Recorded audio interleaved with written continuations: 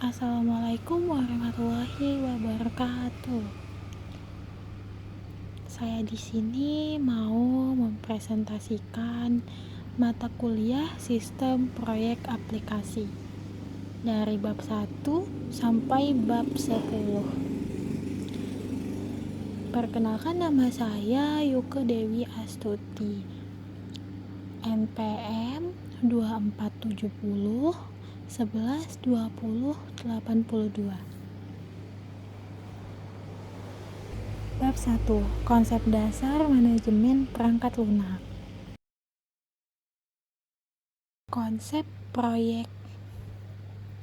Apa itu proyek? Usaha sementara dengan awal dan akhir yang jelas, bertujuan menghasilkan produk, layanan, atau hasil yang unik. Dibatasi oleh triple constraint, ruang lingkup, waktu, dan biaya.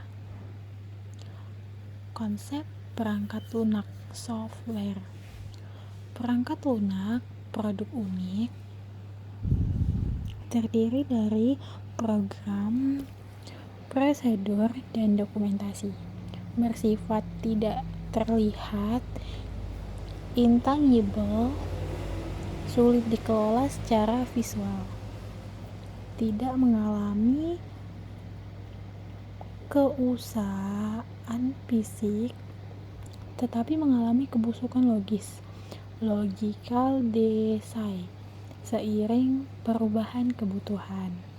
Definisi manajemen proyek perangkat lunak MPPL. Manajemen proyek perangkat lunak MPPL. Definisi kunci: proses merencanakan, mengorganisasi, mengarahkan, dan mengendalikan sumber daya manusia dan material untuk mencapai tujuan pengembangan software sesuai batasan yang ditentukan. Tujuan utama MPPL. Mengapa kita perlu MPPL? Kualitas: menghasilkan software yang berfungsi dan andal.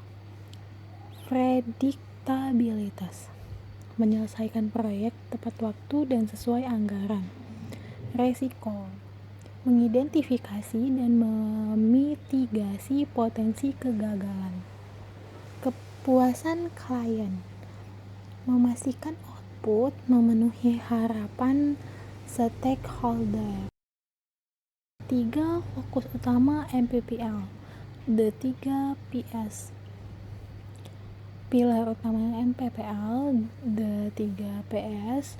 Keberhasilan manajemen proyek software bergantung pada keseimbangan antara people, orang, problem, masalah atau ruang lingkup, proses atau metodologi. Fokus 1. People. The people, sumber daya manusia. Inti proyek: memilih tim yang tepat, developer, analisis, tester. Peran manajemen: komunikasi, motivasi, dan resolusi konflik. Kunci: keterampilan teknis dan soft skill yang selaras. Fokus 2. Problem. The problem, ruang lingkup, dan kebutuhan. Analisis kebutuhan, memahami masalah klien yang harus dipecahkan. Definisi ruang lingkup: menetapkan batasan fungsionalitas skop dengan jelas. Manajemen resiko: mengantisipasi tantangan teknis dan bisnis. Fokus 3. Proses. The process, metodologi pengembangan. Kerangka kerja, rangkaian aktivitas, dan alur kerja yang terstruktur. Contoh proses: waterfall, agile, scrum atau kanban, spiral. Fungsi: memandu tim dari ideasi hingga development dan pemeliharaan. Pihak kunci stakeholders. Siapa saja yang terlibat di stakeholders? Manajemen proyek, pengendali utama, klien atau pelanggan, penentu kebutuhan dan penerima manfaat. Tim teknis, pelaksana, pengembangan, manajemen senior, penyedia sumber daya dan dukungan strategis. Area pengetahuan kunci MPPL. 10. Pengetahuan PMBOK. Beberapa area penting yang dikelola: manajemen integrasi, manajemen ruang lingkup, manajemen waktu atau jadwal, manajemen biaya, dan manajemen kualitas. Tantangan unik proyek software. Tantangan dalam MPPL: visibilitas produk, sulit mengukur kemajuan produk yang intangible. Perubahan kebutuhan, perubahan klien sering berubah selama proyek berjalan. Estimasi waktu atau biaya, sulit dilakukan karena ketidakpastian teknologi. Kesimpulan bab 1. MPPL adalah jembatan antara kebutuhan bisnis dan solusi teknologi. Mengelola software bukan hanya coding, tapi tentang people, problem, dan proses. Manajemen yang baik mengurangi risiko dan memastikan hasil yang bernilai. Sekian, ini dia dari bab 1, kita lanjut ke bab 2 ya. Bab 2, konsep perangkat lunak.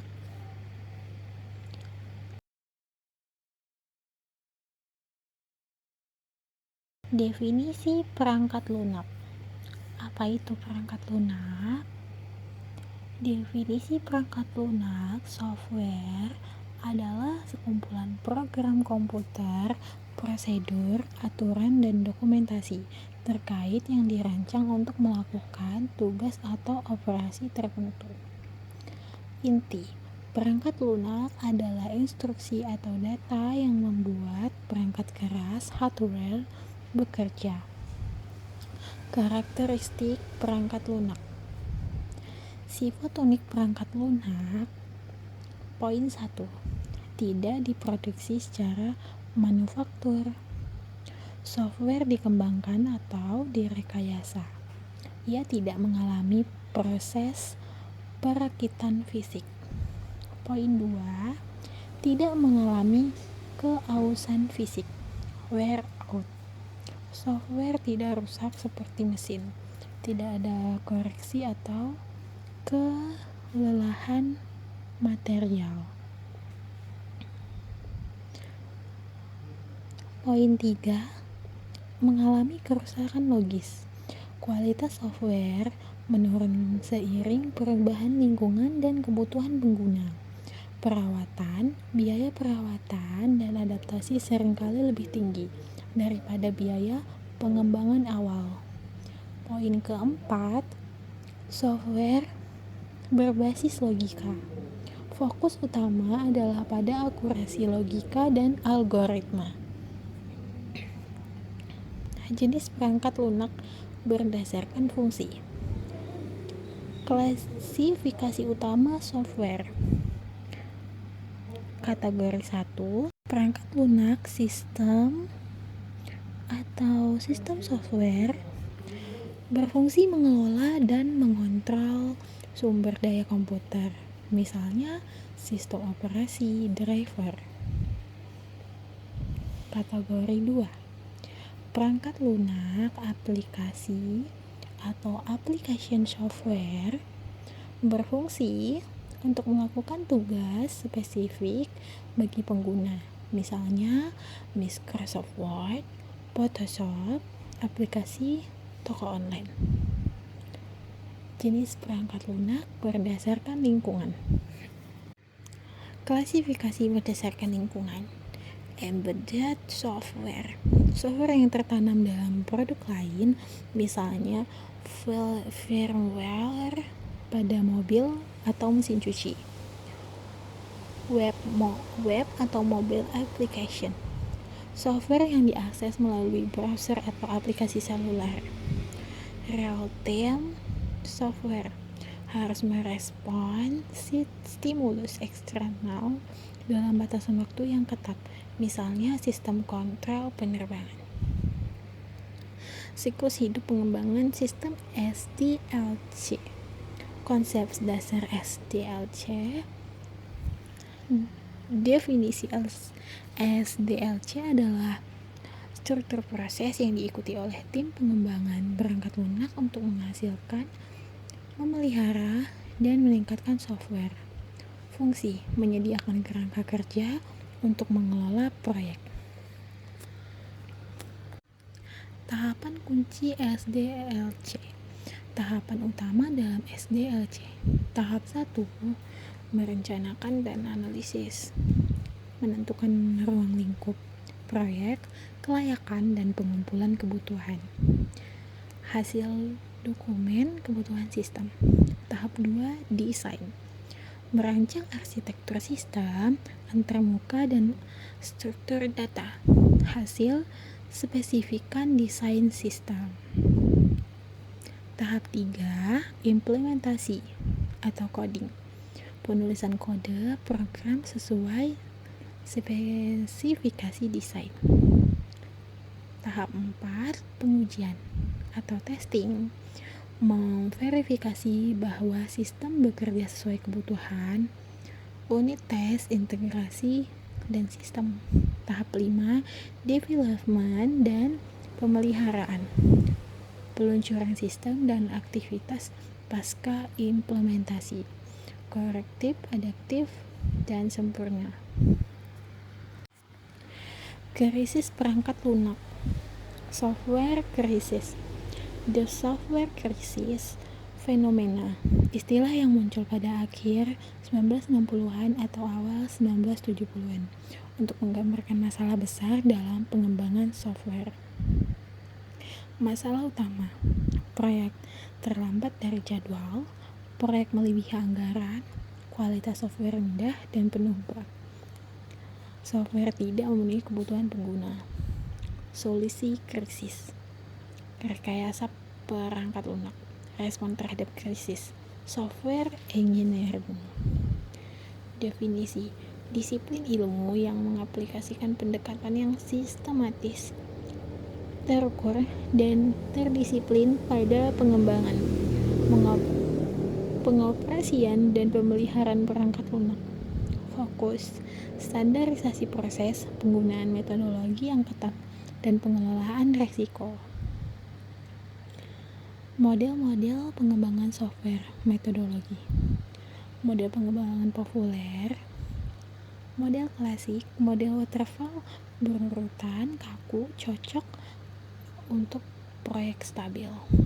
Model modern, model agile, iteratif, fleksibel, responsif terhadap perubahan. Visual: perbedaan sederhana waterfall garis lurus. Kualitas perangkat lunak. Aspek kualitas software: korektif, berfungsi sesuai spesifikasi. Keandalan, reliability, beroperasi tanpa kegagalan dalam waktu tertentu. Efisiensi, menggunakan sumber daya komputerisasi secara optimal. Kemampuan pemeliharaan, maintainability, mudah diperbaiki, diadaptasi, dan ditingkatkan. Kesimpulan bab 2. Perangkat lunak adalah aset logis yang memerlukan rekayasa dan manajemen yang cermat untuk mengatasi sifat unik, tidak aus fisik, rentan bug logis.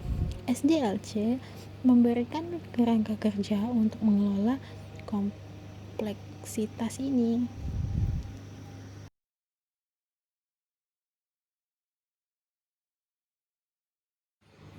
Bab 3. Kerangka kerja manajemen proyek perangkat lunak.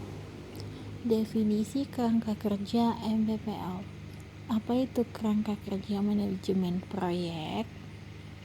Definisi: kerangka kerja adalah struktur formal seperti fondasi dan pilar yang mendefinisikan standar, proses, tools, dan praktik yang harus diikuti untuk mengelola proyek secara konsisten dan efektif. Fungsi: menyediakan disiplin dan alur kerja untuk mengubah input menjadi output yang terukur. Pentingnya kerangka kerja dan standar. Mengapa standar itu penting? Konsistensi memastikan semua proyek dilakukan dengan cara yang sama. Prediktabilitas memudahkan estimasi waktu, biaya, dan resiko. Kualitas memastikan output memenuhi standar kualitas yang disepakati. Komunikasi menyediakan bahasa dan terminologi yang sama. Common language antar tim dan stakeholder. Kerangka kerja yang paling populer, PMBOK. Standar global PMBOK, Great Project Management Body of Knowledge. Definisi kumpulan standar, terminologi dan pedoman yang diakui secara luas untuk pengelolaan proyek. Fokus mengidentifikasi dan menjelaskan area pengetahuan dan kelompok proses yang esensial. 5 kelompok proses proyek PMBOK. 5 tahap utama dalam kerangka proses. Proses dikelompokkan berdasarkan tujuan, bukan urutan waktu yang ketat. Inisiasi, initiating, perencanaan planning, perencanaan executing, pemantauan dan pengendalian, monitoring dan controlling, penutupan closing. Area pengetahuan 1, integrasi dan ruang lingkup. Mengelola apa yang harus dilakukan. Manajemen integrasi memastikan berbagai elemen proyek koordinasi dengan baik. Manajemen ruang lingkup, manajemen jadwal schedule, manajemen biaya cost. Area pengetahuan 3, kualitas dan sumber daya. Manajemen kualitas, manajemen sumber daya resource. Area pengetahuan 4, komunikasi dan risiko. Manajemen komunikasi, manajemen risiko. Metodologi klasik, waterfall model waterfall berurutan dan kaku. Konsep setiap fase harus diselesaikan sepenuh sebelum fase berikutnya. Kelebihan, sederhana, mudah dikelola baik untuk proyek dengan kebutuhan yang stabil. Kelemahan, sulit mengakomodasi perubahan, pengujian dilakukan di akhir. Metodologi iteratif, spiral dan prototyping. Model iteratif dan berulang, model spiral, fokus kuat pada manajemen resiko. Prototyping, membuat versi awal yang cepat dan terbatas. Metodologi modern agile, model agile, fleksibel dan adaptif. Pengembangan dilakukan secara iteratif dan incremental dalam siklus pendek. Fokus kolaborasi klien, merespon perubahan dan mengirim software yang bekerja. Pemilihan kerangka kerja yang tepat. Memilih kerangka kerja sesuai jenis proyek, stabilitas kebutuhan, tim, budaya, organisasi. Kesimpulan bab 3. Kerangka kerja MPPL seperti PMBOK menyediakan struktur dan disiplin yang penting. Memilih metodologi SDLC yang tepat, klasik atau agile, adalah kunci untuk mengelola dinamika proyek software secara efektif.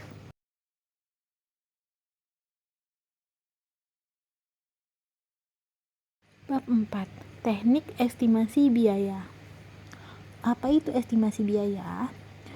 Konsep estimasi biaya, proses memperkirakan sumber daya moneter yang dibutuhkan untuk menyelesaikan aktivitas proyek. Perangkat lunak bertujuan untuk memberikan dasar anggaran yang realistis dan menjadi acuan untuk kontrol biaya proyek. Pentingnya estimasi yang akurat. Mengapa estimasi biaya sangat penting? Pengambilan keputusan, alokasi sumber daya, kontrak, manajemen risiko. Tantangan dalam estimasi biaya perangkat lunak: ketidakjelasan awal, kompleksitas logika, scope creep, pengalaman tim. Faktor utama yang mempengaruhi biaya. ukuran produk, kompleksitas proyek, tingkat kesulitan teknis, kualitas dan keandalan, lingkungan pengembangan, keterampilan tim. Teknik 1. Teknik analogos berdasarkan kesamaan. Konsep menggunakan data biaya yang durasi dari proyek serupa di masa lalu, historis sebagai dasar untuk mengestimasi proyek saat ini.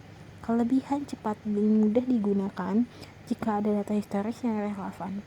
Kelemahan kurang akurat jika proyek saat ini sangat berbeda dari proyek sebelumnya. Teknik 2. Estimasi parametrik.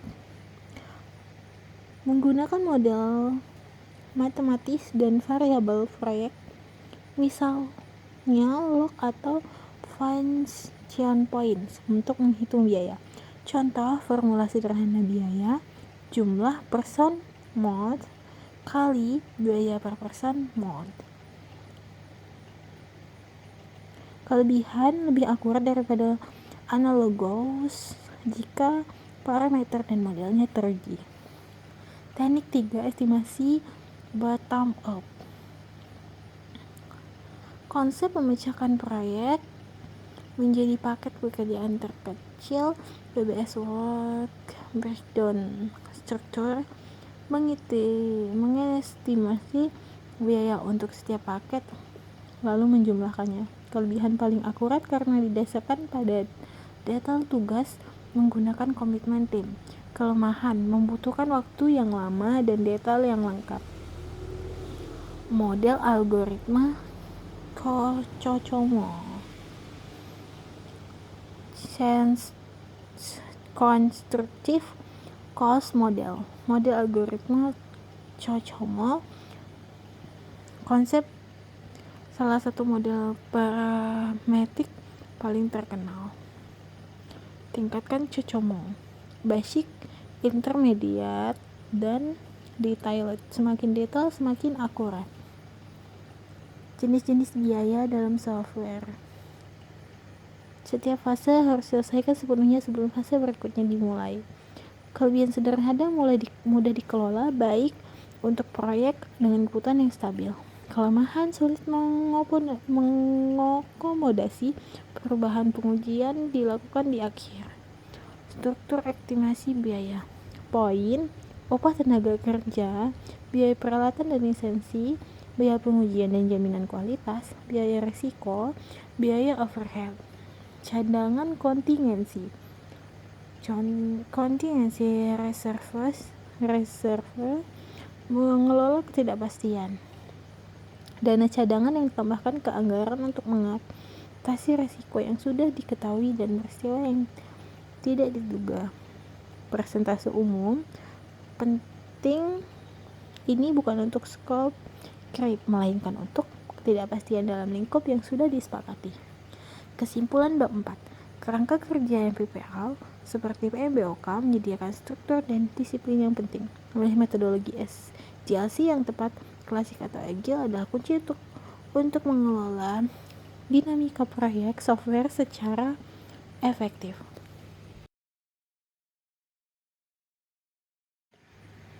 Bab 5. Manajemen waktu proyek perangkat lunak.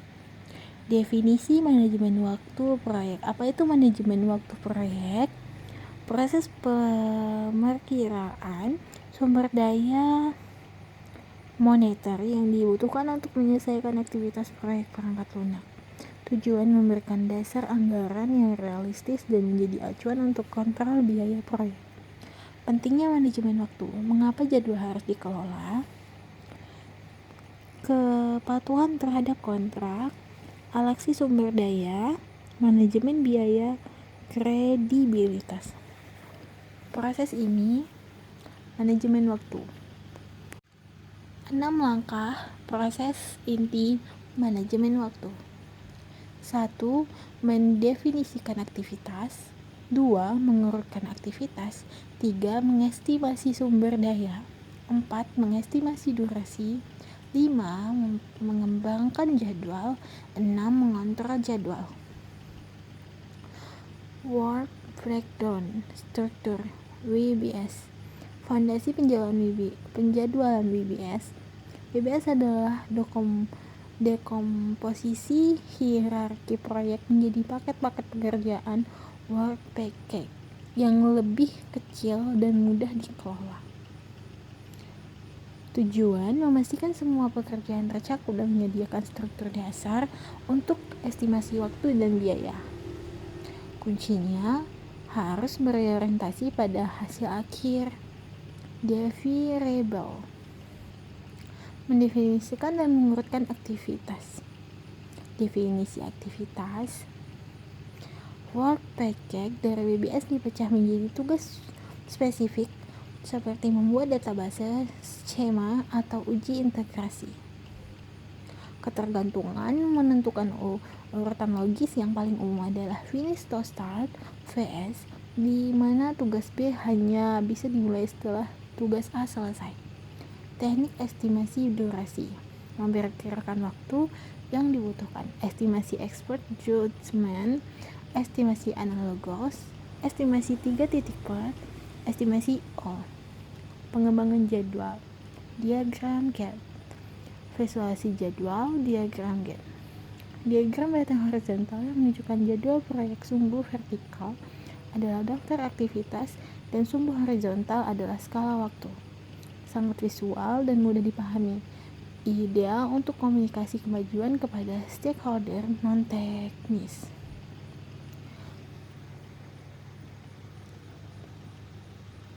Metode jalur kritis CPM. Mengidentifikasi risiko waktu CPM. Konsep Critical Path metode CPM adalah teknik untuk menentukan rantai aktivitas terpanjang yang menentukan durasi total proyek. Jalur kritis, aktivitas pada jalur ini tidak memiliki flight. Kelonggaran waktu, keterlambatan kecil akan menunda seluruh tanggal akhir proyek. Tujuan memfokuskan perhatian manajer proyek pada aktivitas yang paling sensitif terhadap waktu. Konsep load dan lag. Jumlah waktu aktivitas dalam ditunda tanpa menunda tanggal penyelesaian proyek. Jika float 0, aktivitas berada pada jalur kritis. Lag, keterlambatan. Waktu tunda yang disengaja antara dua aktivitas, misalnya tunda 5 hari untuk persetujuan legal. Teknik percepat jadwal. Crashing, menambah sumber daya misalnya. Fast tracing, melakukan aktivitas yang seharusnya berurutan menjadi paralel atau simultan. Mengontrol jadwal. Tujuannya memantau status proyek, memperbarui kemajuan dan mengelola perubahan jadwal secara formal. Alat kontrol, analisis varian, dan permintaan perubahan. Kesimpulan bab 5. Manajemen waktu yang efektif dimulai dengan struktur WBS yang kuat, dianalisis dengan CPM untuk fokus pada jalur kritis, dan dikelola dengan kontrol perubahan yang ketat untuk mencapai tanggal menyelesaikan proyek. Bab 6. Manajemen mutu proyek perangkat lunak. Definisi mutu, manajemen mutu. Tingkat kesesuaian antara karakteristik produk atau layanan dengan kebutuhan atau ekspektasi yang telah ditetapkan oleh stakeholder klien. Manajemen mutu proyek serangkaian proses dan kegiatan yang memastikan bahwa proyek tidak hanya memenuhi kebutuhan yang ditentukan, tetapi juga memenuhi kebutuhan yang tersirat. Konsep kualitas dalam perangkat lunak. Dua sudut pandang kualitas software. 1. Kesesuaian untuk penggunaan, fitness for user. Kepatuhan terhadap persyaratan, conformance to requirements. 3 proses utama manajemen mutu. 1. Manajemen mutu dibagi menjadi 3 kegiatan utama. 1. Perencanaan mutu quality planning. 2. Jaminan mutu quality assurance QA. Kontrol mutu quality control QC. Proses 1. Perencanaan mutu. Tujuan mengidentifikasi standar mutu yang relevan dengan proyek dan menentukan bagaimana cara memenuhinya. Kegiatan menentukan metrik mutu, menyusun rencana mutu. Dasarnya persyaratan non-fungsional, kinerja, keamanan, dan keandalan. Proses 2, jaminan mutu. Kegiatannya audit proses, pelatihan, tujuan QA. Proses 3, kontrol mutu QC. Kegiatannya inspeksi, pengujian testing, dan pengukur metrik. Pengembangan jadwal diagram gap. Biaya mutu, cost of quality, COQ. Komponen biayanya biaya konformitas, good quality, biaya non-konformitas, bad quality. Metrik mutu perangkat lunak. Metrik untuk mengukur kualitas, metrik produk, diversity density, perpadatan defect, maintain to failure, NTTF, metrik proses, defect removal, efisiensi, DRE. Alat kontrol mutu 1. Inspection dan review.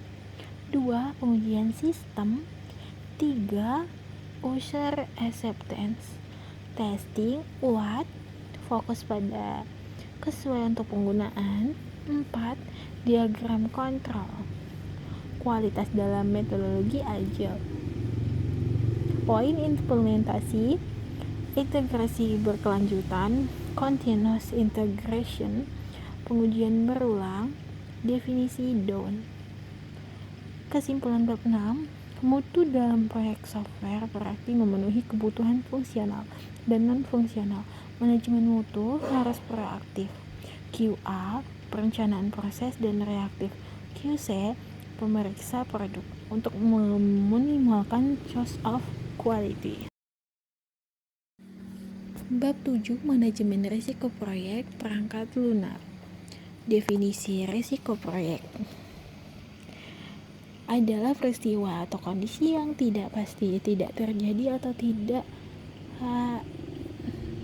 yang jika terjadi memiliki efek positif atau negatif pada tujuan proyek. Karakteristik risiko: ketidakpastian dampak. Pentingnya manajemen risiko. Poin utama: mencegah kegagalan. 2. Manfaat peluang. 3. Mendukung keputusan. 5 proses utama. 1. Perencanaan manajemen risiko. 2. Identifikasi risiko. 3. Analisis risiko kualitatif dan kuantitatif. Keempat, perencanaan respon risiko. Kelima, pemantauan dan pengendalian risiko. Proses 1, identifikasi risiko. Tekniknya brainstorming, wawancara stakeholder, analisis premis dan asumsi. Risiko umum dalam proyek software. Risiko proyek mengancam jadwal dan anggaran. Contoh, estimasi waktu yang terlalu optimis, scope creep, ketergantungan vendor yang gagal. Risiko teknis, mengancam kualitas dan deliverable teknis. Contoh, masalah integrasi interface, kurva belajar teknologi baru yang curam. Risiko umum dalam proyek software. Yang ketiga, risiko bisnis. Keempat, risiko sumber daya manusia, people risk, mengancam kinerja tim. Contoh, kehilangan anggota kunci tim, key personal turnover, keterampilan tim yang tidak memadai.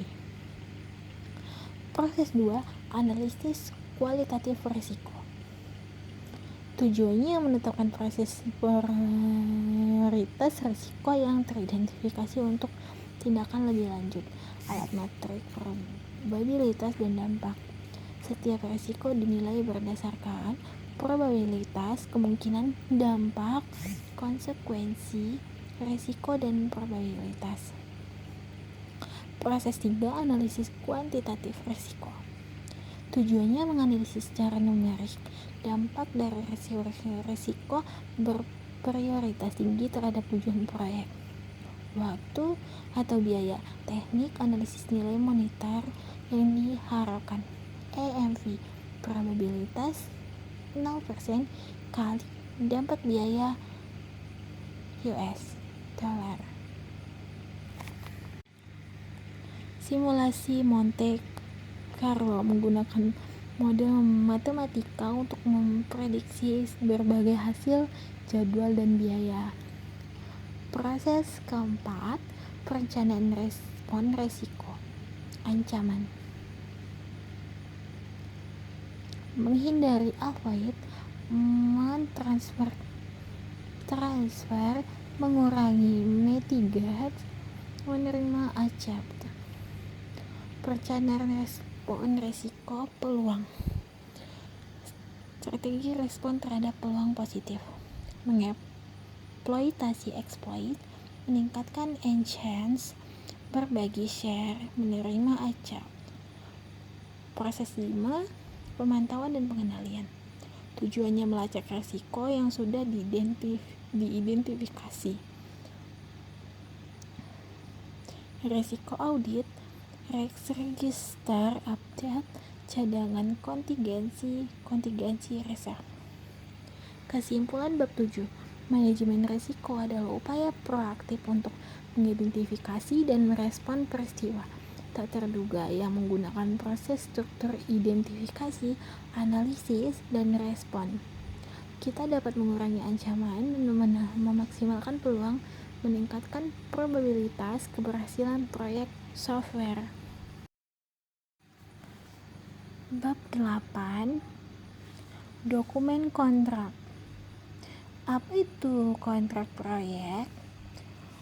Kontrak proyek adalah perjanjian yang mengikat secara hukum antara dua pihak atau lebih. Tujuannya mendefinisikan kewajiban dan hak masing-masing pihak, mengalokasikan risiko proyek, menetapkan harga, jadwal, dan kriteria kualitas. Peran kontrak dalam MPPL. Fungsi kontrak dalam proyek software: mengikat spesifikasi, mekanisme pembayaran, pelindungan IP. Komponen kunci kontrak software. 1. Ruang lingkup scope of work. 2. Harga dan pembayaran. 3. Jadwal dan milestone. Keempat, kriteria penerimaan, acceptance kriteria. Garansi dan pemeliharaan, warranty dan maintenance. Penyelesaian sengketa. Tipe kontrak 1, phased price. Konsepnya, kalian membayar jumlah tetap untuk seluruh ruang lingkup pekerjaan yang telah disepakati. Resikonya bagi vendor, resiko tinggi jika scope salah estimasi. Bagi klien, resiko rendah, biaya pasti. Kesesuaian proyek dengan persyaratan yang sangat dengan jelas dan stabil. Tipe kontrak 2, time and material. Waktu dan material. Konsepnya, klien membayar vendor berdasarkan jumlah jam kerja aktual yang dihabiskan dan biaya material yang digunakan.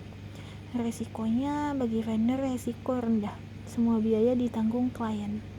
Bagi klien, resiko tinggi, total biaya akhir tidak pasti. Kesesuaiannya, proyek dengan persyaratan yang tidak jelas atau proyek jangka panjang yang bersifat eksploratif, misalnya agile. Tipe kontrak 3, cost reimbursable. Konsepnya, klien menanggung semua biaya vendor yang diizinkan, ditambah biaya tambahan fee sebagai keuntungan. Jenis cost plus package fee, biaya plus fee tetap, atau cost plus incentive fee ditambah bonus jika tercapai target. Kesesuaian proyek dengan risiko yang tidak pasti tinggi, di mana klien ingin mempertahankan kontrol fleksibilitas. Klausul kritis kepemilikan IP. Klausul kritis pemilikan intellectual property IP. Pentingnya kontrak harus didefinisikan siapa yang memiliki hak cipta atas kode dan software yang dihasilkan. Opsi umum, klien memiliki semua paling umum dalam kontrak. Custom software, vendor memiliki sebagian. Vendor mempertahankan kepemilikan atas tools dasar, libur hari, atau framework yang mereka bawa ke proyek. Manajemen perubahan kontrak, change management. Pentingnya perubahan scope creep hampir pasti terjadi dalam proyek software. Kontrak harus mencantumkan prosesnya. Klien mengajukan permintaan perubahan. Vendor menganalisis dampak pada biaya, waktu, dan risiko. Kedua pihak menyepakati amandemen kontrak, perubahan pada scope dan harga. Terminasi kontrak, pengakhiran kontrak. Terminasi karena pelanggaran default, salah satu pihak gagal memenuhi kewajiban yang disepakati.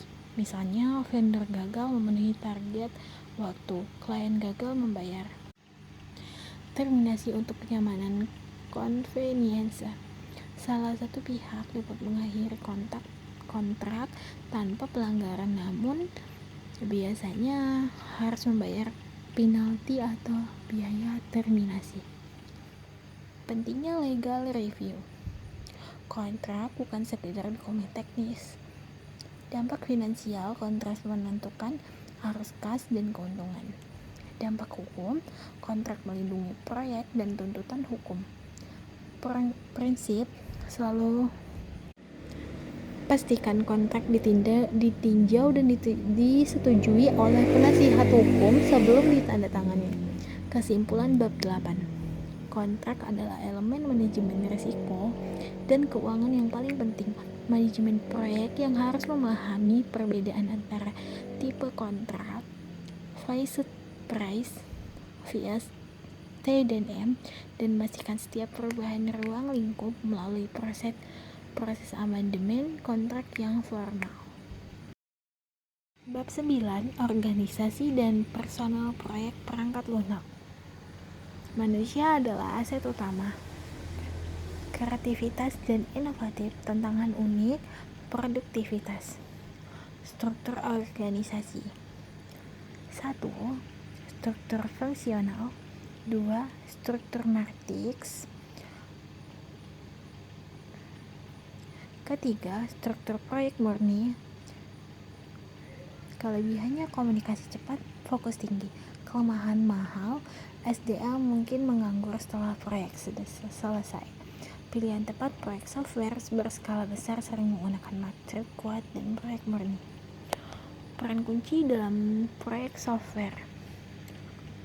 Peran inti tim pengembangan.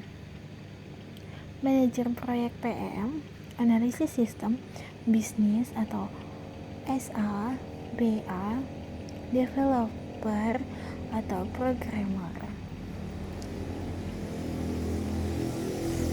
Keempat, arsitek sistem. Kelima, quality assurance atau QA atau tester, stakeholder atau klien. Pembentukan tim dan penempatan staff. Proses staffing proyek. Perencanaan SDM, akuisisi tim, pembuatan penugasan, kunci keberhasilan. Keseimbangan antara keterampilan teknis dan kemampuan bekerja sama. Dinamika tim, model Tuckman. Farming, storming, norming, dan performing. Keterampilan kunci, teknis vs non-teknis. Keseimbangan keterampilan tim. 1. Keterampilan teknis, hard skill. 2. Keterampilan non-teknis, soft skill. Motivasi tim, mempertahankan semangat tim.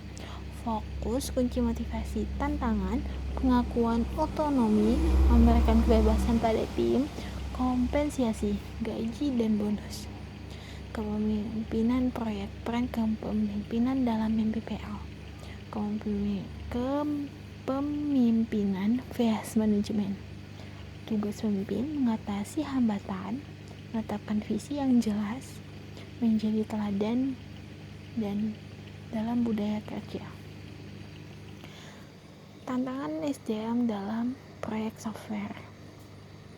Key personal turnover, keluarnya anggota, konfliktif, perbedaan pendapat, beban kerja berlebihan, burnout, tekanan jadwal, kesalahan komunikasi terutama pada tim yang tersebar. Kesimpulan bab 9. Keberhasilan proyek perangkat lunak sangat bergantung pada faktor manusia. Membangun struktur organisasi yang mendukung, mengisi peran dengan SDM yang tepat dan secara aktif, mengelola dan dinamika dan motivasi tim adalah hal yang wajib.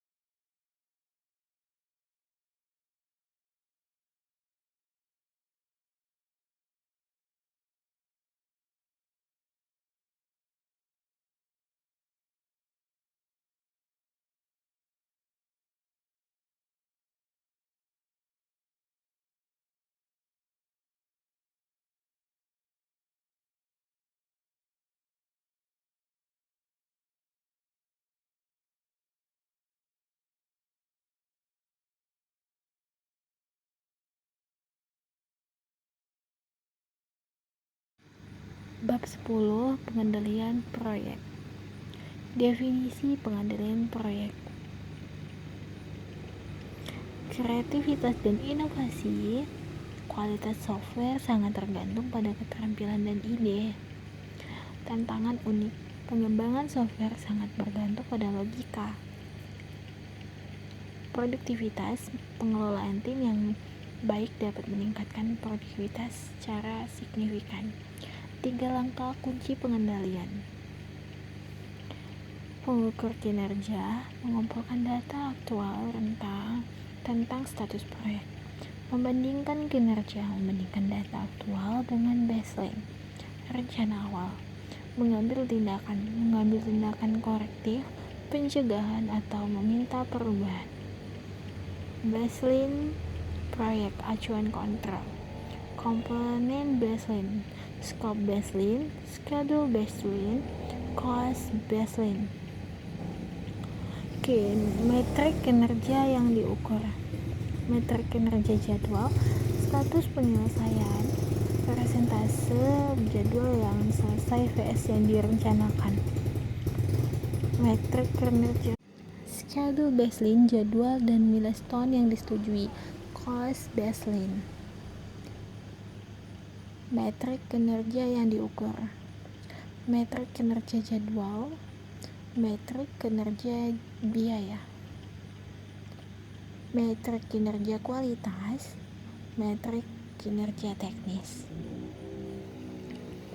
Teknik Unit Value Management (EVM).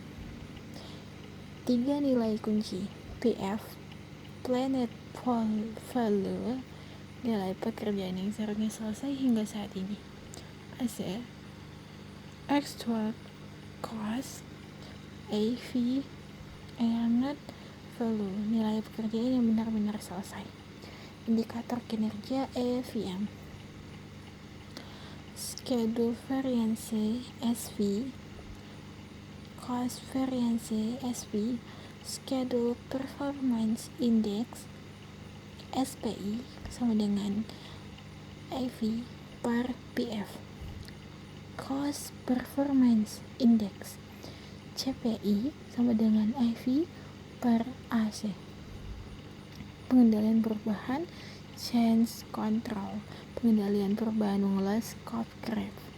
Definisinya, proses formal yang memastikan bahwa semua permintaan perubahan terhadap baseline ditinjau, disetujui, ditolak, atau ditunda sebelum diimplementasikan. Tujuan mencegah scope creep, menambah ruang lingkup yang tidak dikendali yang dapat menghancurkan jadwal dan anggaran. Proses pengendalian perubahan. Permintaan perubahan, klien atau tim mengajukan permintaan tertulis. Analisis dampak, manajer proyek memulai dampak pada biaya, jadwal, dan risiko. Kebutuhan change control, board CCB meninjau dan menyetujui atau menolak.